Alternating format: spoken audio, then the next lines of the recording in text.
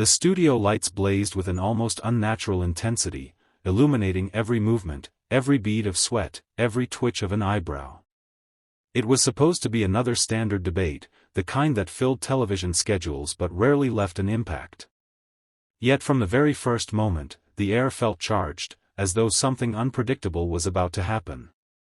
Millions of Americans tuned in, some out of loyalty, others out of sheer curiosity, waiting to see if the young Vice President J.D. Vance could stand his ground against Kamala Harris. Harris entered with her trademark confidence, flashing the kind of smile that had carried her through countless political storms. She expected sparring, maybe even a few stinging lines, but nothing more. What she did not expect was the calm intensity with which Vance leaned forward in his chair, his eyes unblinking, his voice steady but coiled with energy, like a spring moments before release. For nearly a minute, the room held its collective breath.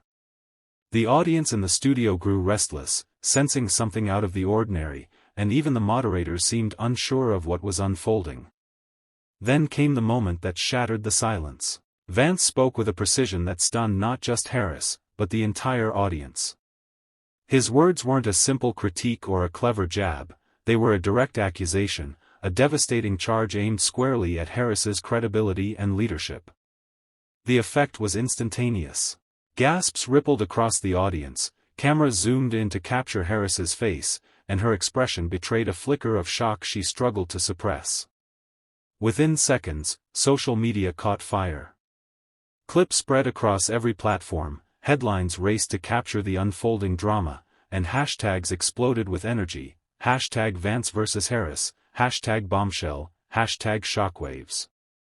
Commentators rushed to their microphones, calling it either the boldest attack of the decade or the most reckless gamble in recent political memory. No one could deny what they had just witnessed. J.D. Vance had dropped a bomb, and the fallout was only beginning. As the echo of Vance's words still lingered in the studio, the atmosphere shifted from controlled debate to raw confrontation. The moderators shuffled their papers nervously, unsure whether to intervene or to let the moment play out. The audience, once content to clap politely at rehearsed talking points, now leaned forward in their seats, eyes wide, anticipating what Harris would do. This wasn't politics as usual. This was a showdown, and everyone could feel it. Kamala Harris straightened her posture, forcing a practiced smile as if she could will the tension away. But her eyes betrayed something else, unease, maybe even disbelief. She responded quickly, her words sharp but defensive, attempting to redirect the conversation toward policy details. Yet her tone lacked its usual rhythm, its usual confidence. It was clear she had been caught off guard, and for a seasoned politician, that vulnerability was striking. Vance, meanwhile, didn't flinch. He didn't look away. His delivery was not rushed, not emotional, but deliberate, each phrase designed to hit with maximum impact. It was as if he had been waiting for this exact opportunity, and once he had it, he wasn't letting go. He reminded Harris of moments she had sidestepped questions in the past, highlighted inconsistencies that critics had long whispered about, and framed it all as evidence of a leadership style out of touch with ordinary Americans. The cameras picked up every detail, Harris's jaw tightening, the flicker of irritation in her eyes, the way her hand gripped the edge of the podium just a little too tightly. The millions watching at home noticed these things too, and for many, those images mattered as much as the words themselves. Online, the storm only grew fiercer. Commentators who had dismissed Vance as untested suddenly praised his boldness. Clips of the exchange were dissected frame by frame, memes sprang up within minutes, and political analysts declared that a defining moment of the campaign had just occurred. It wasn't only what Vance had said, it was how he said it, with conviction and control, turning Harris's composure into a story of its own. By the end of the segment, the debate was no longer about policy points or campaign promises. It had transformed into something larger, a question of strength, authenticity, and who could withstand the weight of public scrutiny when the spotlight was hottest. And in that moment, J.D. Vance seemed to have the upper hand. The debate hall had shifted from a stage of rehearsed talking points into a battlefield of perception, and J.D. Vance knew it. As Harris attempted to regain her footing, he pressed forward with a calm but relentless rhythm, like a prizefighter who sensed his opponent wobbling. He didn't shout, he didn't gloat. Instead, his power came from the sharpness of his words and the icy steadiness of his delivery. "You say you stand for the people," Vance declared, his voice cutting through the murmurs of the crowd, "but when real decisions needed to be made, you bent to the power brokers and left ordinary Americans behind." The accusation landed like a strike to the gut. Harris opened her mouth to respond, but the crowd's reaction, gasps, whispers, even a few audible claps, swallowed her rebuttal before it could take shape.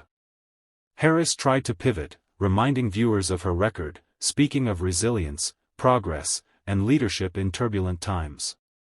But Vance anticipated this. With each example she offered, he countered with moments of hesitation, inconsistencies in messaging, or quotes from her own past speeches that undermined her narrative. It was not just opposition, it was precision. He made it look less like a debate and more like a cross-examination, each line crafted to reveal cracks in her armor. The moderators, visibly unsettled, attempted to steer the conversation back to safer ground: policy proposals, economic plans, healthcare initiatives. Yet the audience wasn't interested.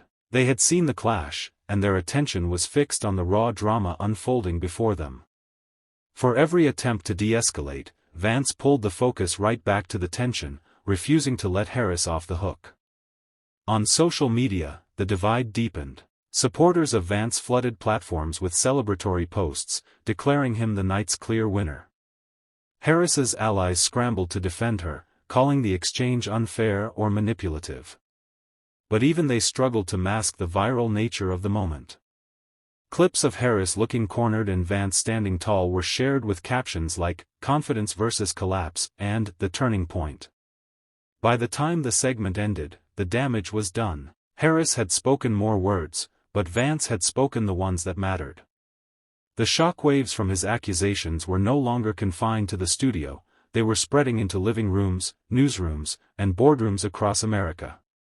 And the question on everyone's mind wasn't who had the better policy, it was whether Kamala Harris had just lost her grip on the national stage. The atmosphere inside the hall was heavy, almost cinematic, as the camera zoomed in on Harris's tightened jaw and Vance's unwavering stare. The moderators tried to smooth over the tension with a polite segue into foreign policy, but the viewers at home weren't fooled. The story of the night had already been written in the clash they had just witnessed, and Vance wasn't about to let it fade. When asked about America's role in global conflicts, Harris leaned into a polished speech about unity, alliances, and leadership. But before she could finish, Vance interrupted with precision. "You talk about unity abroad, but where was that unity when our own cities burned? Where was your leadership when families were locked inside, small businesses shuttered, and crime soared?" His voice wasn't loud, but it sliced through her words with surgical force. The crowd reacted with a ripple, some clapped, some booed, but everyone leaned forward. Harris stiffened, clearly aware that she couldn't simply recite policy talking points anymore. Vance had dragged the conversation out of the safe corridors of politics and into the raw reality of lived experience. He was speaking directly to those watching at home, people who remembered the fear, frustration, and chaos of recent years. Harris tried to strike back, pointing to Vance's lack of executive experience, framing him as someone who critiques from the sidelines without ever bearing the weight of governance. It was a strong counter, but Vance was ready. He responded with a line that sent shockwaves online before the debate even ended: "Leaders don't earn respect by holding titles, they earn it by telling the truth when it's hardest to hear." The audience froze, then erupted into mixed reactions, some cheering, some groaning, but everyone aware they had just heard the night's defining moment. Harris, visibly frustrated, leaned on her notes, trying to recapture authority, but her words now felt reactive rather than commanding. Behind the cameras, producers exchanged frantic whispers. Social media feeds were already exploding with that single quote. Memes, graphics, and short clips shot across Twitter and TikTok. Hashtags like #TruthVersusTitles and #VanceVersusHarris climbed the trending lists within minutes. By the time the moderators regained control, the energy in the room had permanently shifted. Harris was still speaking, but Vance was no longer debating, he was dominating. And the viewers knew it.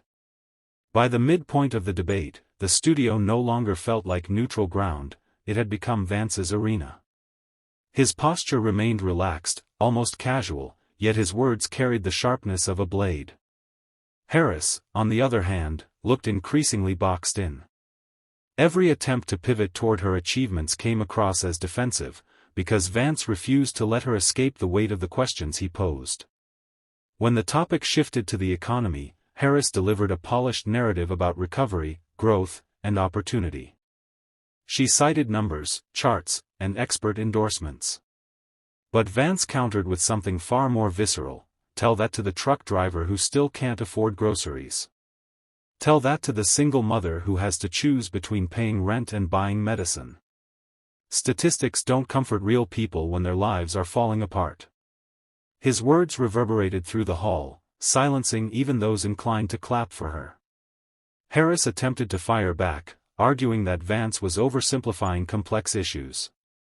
She accused him of using emotional appeals without presenting serious solutions. Yet this played into his hands. Vance leaned forward, his voice calm but steady. What's more complex than telling the truth? What's more serious than facing the people who feel ignored every single day? It wasn't just rhetoric, it was a challenge, and one that Harris struggled to meet in real time. The moderators shifted uncomfortably, sensing the imbalance. They tried redirecting the discussion toward future policy proposals, but the viewers had already tuned into the spectacle, Harris fumbling, Vance sharpening each blow, and the room tilting further in his favor. Meanwhile, the internet had fully erupted. Hashtags born just 20 minutes earlier were now dominating feeds across platforms. Conservative commentators declared it the night Harris unraveled, while even some centrist voices admitted Vance had delivered unexpected firepower. Viral clips of Harris hesitating before answering, paired with Vance's relentless calm, painted a picture of contrast too stark to ignore. But it wasn't just about optics. In living rooms, diners, and late-night conversations across America, people were suddenly asking whether Harris had lost the connection she once boasted with ordinary citizens. Vance had tapped into a reservoir of discontent, and instead of drowning in the debate's pressure, he surfed the wave with precision. By the time the moderators announced a commercial break, one thing was clear: this wasn't just a debate, it was a dismantling. And Harris, once considered untouchable, was suddenly fighting for her political life on live television. The studio's atmosphere shifted like a storm front rolling in. J.D. Vance didn't just speak, he launched a strike with the precision of someone who had been waiting for this very moment. Leaning forward, his hands gripping the table, he fixed Harris with an unblinking stare. "Madam Vice President," he began slowly, his tone almost surgical, 90 seconds of your speech felt like 90 seconds of watching power being drained from the people and handed to unelected bureaucrats. You stand here preaching unity, but your policies fracture families, punish dissent, and feed a system that listens to lobbyists while ignoring the kitchen tables of America. The words hit like heavy artillery. The camera zoomed closer, the audience could see Harris shift in her chair, the flicker of a blink she didn't want to give away. Twitter hashtags began erupting in real time, hashtag #VanceTruthBomb and hashtag #HarrisUnderFire lit up feeds across the country. Even anchors in the control room whispered into their mics, unsure whether to cut to commercial or let the explosion keep rolling. Vance wasn't just criticizing, he was accusing her of betraying the very values she claimed to defend. Every second stretched, the silence around them punctuated only by the clicking of photographers trying to capture the moment a vice president's composure cracked. The crowd behind the glass began murmuring. It wasn't theater anymore, it felt like history breaking live on air. Harris inhaled slowly, as if trying to steady the tremor building inside her. She straightened her back, adjusted the pen resting in her hands, and leaned into the microphone. "Mr. Vance," she said with a tight smile, her voice measured but strained, "leadership is not about tearing down institutions for applause. It is about building trust, about ensuring every American, rich or poor, black or white, feels represented." She paused deliberately, letting her words hang, but the studio could feel the defensive edge slicing through her tone. Vance didn't flinch. His gaze was locked, his jaw tight, his silence screaming louder than any interruption could. The audience shifted uncomfortably, sensing that Harris's reply lacked the steel to counter his blow. The commentators watching from green rooms across the network were already scribbling notes. One muttered into his earpiece, "She's on the ropes. If she doesn't pivot now, this narrative is sealed."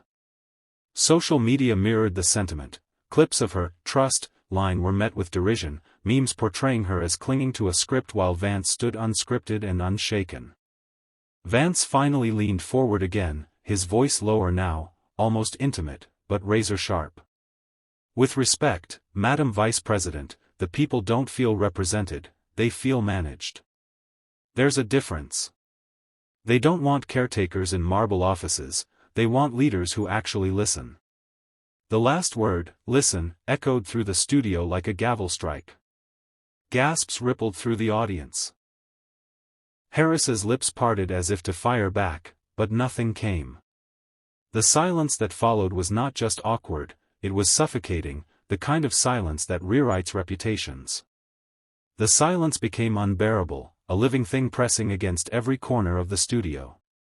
Harris shifted again, her hands clasping tighter around the pen as though it might anchor her. But the moment had already slipped away. The audience, ordinary citizens, donors, reporters, leaned forward, waiting for her to recover, for the Vice President of the United States to reclaim the authority slipping through her fingers. Instead, Vance seized the opening with a predator's instinct. He didn't raise his voice, he didn't need to. His words carried the calm certainty of someone convinced history was bending toward him. "When leaders stop listening," he said slowly, "they stop serving. And when they stop serving, they lose the right to lead. That's not an attack, Madam Vice President, that's the truth voters live every day." The crowd exhaled in unison, as though they'd been holding their breath. A few people even clapped before realizing this wasn't a rally, it was supposed to be a formal debate. The moderator glanced nervously at the cameras, then back at Harris, silently urging her to respond. She opened her mouth, but again hesitated, the weight of expectation crushing the flow of words before they reached the air. Meanwhile, across the country, living rooms buzzed with energy. Families watching together whispered things like, "She looks cornered," or, "He's saying what everyone thinks but no one says." Even critics of Vance grudgingly admitted he had managed to project control without theatrics, turning Harris's silence into a symbol of disconnect. On Twitter, new hashtags erupted, #RightToLead and #WhoListens. Commentators began calling it the gavel moment, likening it to the instant when public perception crystallizes, when one side is branded as the challenger and the other as the defender scrambling for footing. And in that moment, Vance wasn't the challenger anymore, he looked like the one writing the rules. By the time the debate edged into its final quarter, the narrative had already slipped beyond Harris's control. What once seemed like a stage she could dominate had turned into a battlefield where every hesitation, every pause, was magnified 100-fold. Vance, sensing the tide, pressed forward, not with volume, but with precision. He let silence serve as his ally, filling gaps with the weight of unspoken judgment. "Americans," he declared, gesturing toward the camera rather than his opponent, "are tired of speeches that soothe but never solve. They don't want polished words, they want answers. They want jobs, safety, and honesty. And what they've gotten instead are rising prices, empty promises, and leaders who confuse power with purpose." His delivery was measured, almost conversational, but it landed like a verdict. The audience erupted. Not in cheers, but in murmurs, the restless hum of people realizing they were watching something historic. Harris attempted a rebuttal, flipping through mental notes for a line strong enough to puncture his momentum. "Mr. Vance," she began, "governing is about more than slogans," but she was cut short, not by interruption, but by his unwavering stare, his silence daring her words to sound authentic. They didn't. Online, commentators were already declaring winners and losers. A popular post read, Vance didn't just debate Harris, he dismantled her aura. Hashtags like #dismantled and #VanceVerdict trended across platforms. Editorial writers in newsrooms nationwide began rewriting their drafts, tilting headlines toward the idea of a shift in power dynamics. For Harris, it wasn't merely about losing ground, it was about losing the perception of inevitability. For Vance, it wasn't about scoring points, it was about creating a moment that would be replayed, dissected, and remembered long after the debate lights dimmed. And in that moment, he succeeded. As the debate drew to a close, the atmosphere in the studio felt less like the end of a broadcast and more like the aftermath of an earthquake. The moderator's voice trembled slightly as he thanked both participants, but everyone knew the story wasn't over, it had only just begun.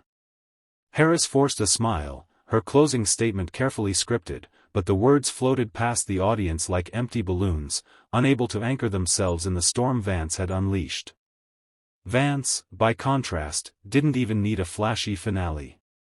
He simply leaned back, folded his hands, and let the silence do the work.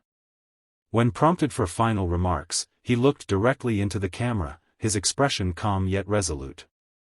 "Leadership isn't about titles," he said softly.